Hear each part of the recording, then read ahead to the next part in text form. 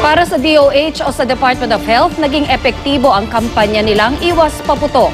Patunay raw nito ang pagkaunti ng mga biktima na kailangang i-confine sa ospital dahil sa malalang pinsala.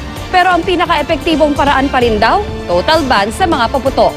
Live mula sa East Avenue Medical Center sa Quezon City, may report si Dano Tingkungko. Dano?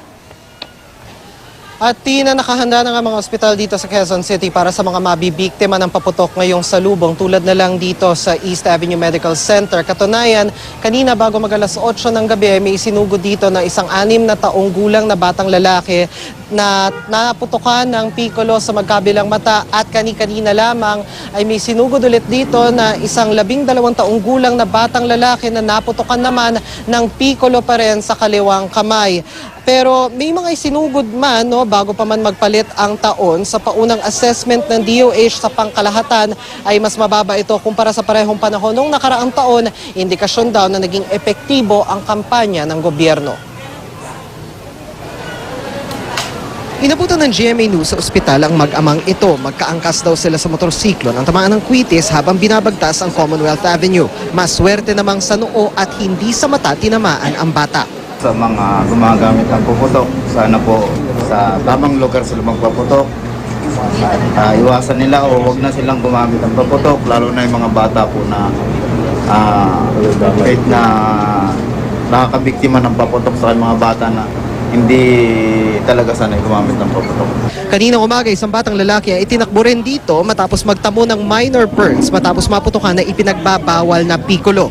Ayon sa pamunuan ng ospital, kumpara nung nakaraang taon, mas marami raw ngayon dinala rito. Yun nga lang, karamihan ngayon minor injuries at hindi kinailangan pang ma-confine.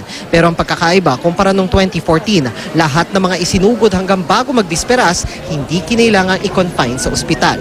Itong figures na nakikita nyo sa 2015, mas mataas sa figures na nakita namin compared last year for the same period.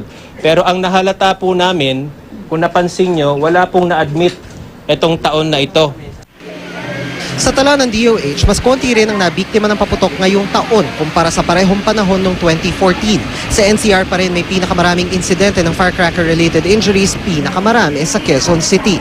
At ang nangunguna pa rin sanhi ng mga injury ang ipinagbabawal na pikolo. Ang nakikita po namin, nagiging epektibo yung ating kampanya. No, kasi yung dating mga plapla, yung meron pa yung whistle bomb na pumutok din sa kamay ng bata, yung mga paputok na nag-create or nag-cause ng grabe na injury, hindi natin nakikita ang ginagamit ngayon. Kung DOH ang masusunod, isa raw sa pinaka-epektibong paraan para matigil na ang mga ganitong insidente. Sana pagdating ng 2017, banned na talaga ang firecrackers. Wala namang pong mawawala ng hanap buhay kasi patuloy pa rin naman ang public fireworks display. Kanina nag-ikot ang DOH para tingnan ang paghahanda ng mga ospital gaya ng East Avenue Medical Center na may dedicated section para sa firecracker-related injuries. Gayon din sa Jose Reyes Memorial Medical Center at sa Philippine General Hospital. Sa Quirino Memorial Medical Center, handa na rin ang isang area ng emergency room para agad magamot ang mga biktima ng paputok mula sa hospital beds hanggang sa tools na nakababad na sa alkohol.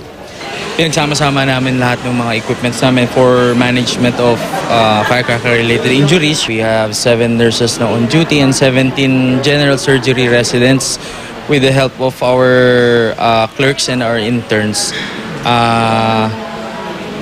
Siguro kung may mga darating talaga na marami, we can handle it. Sa presscon kanina ng DOH sa East Avenue Medical Center, iniharap ang ilang biktima ng paputok para maipaunawa ang mga peligro nito.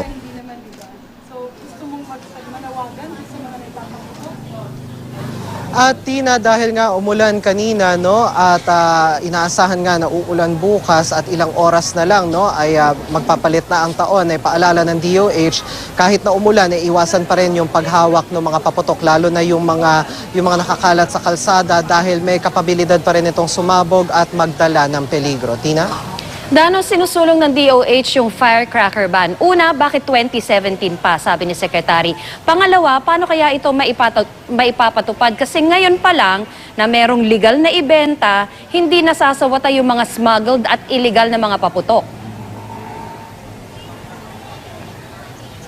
Yung binabanggit ni Secretary Garin ng DOH no, na sana daw sa 2017 banned na yung mga paputok. This relates to a bill na nilalabi nila sa Kongreso, no, yung pagpasa ng isang panukalang batas na naglalayong magkaroon na ng total firecracker ban maliban na lang doon sa mga public fireworks display.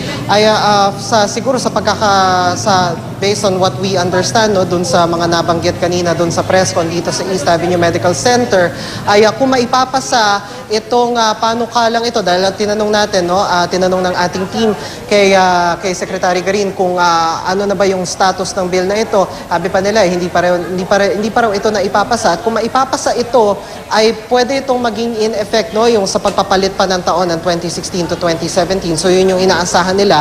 Pero sa ngayon ay agresibo yung kanilang kampanya para mapigilan o kumbaga malimitahan ba yung paggamit ng firecrackers, at para doon sa hindi pwedeng hindi gumamit ng paputok ay yung mga pailaw na lang katulad ng luces, Tina. Dano, itong pagpapaputok, bahagi na kasi ng kultura natin mga Pilipino. Paano ba ito bababago o kaya ba itong baguhin at all?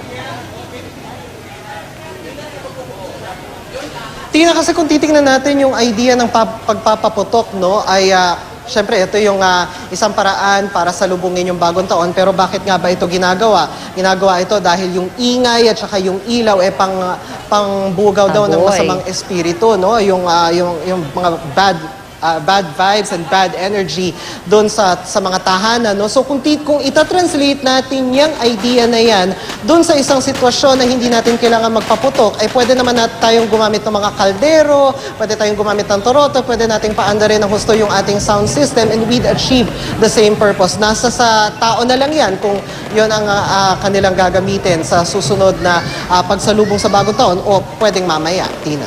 Okay, maraming salamat at Happy New Year, Dano Tingkungko.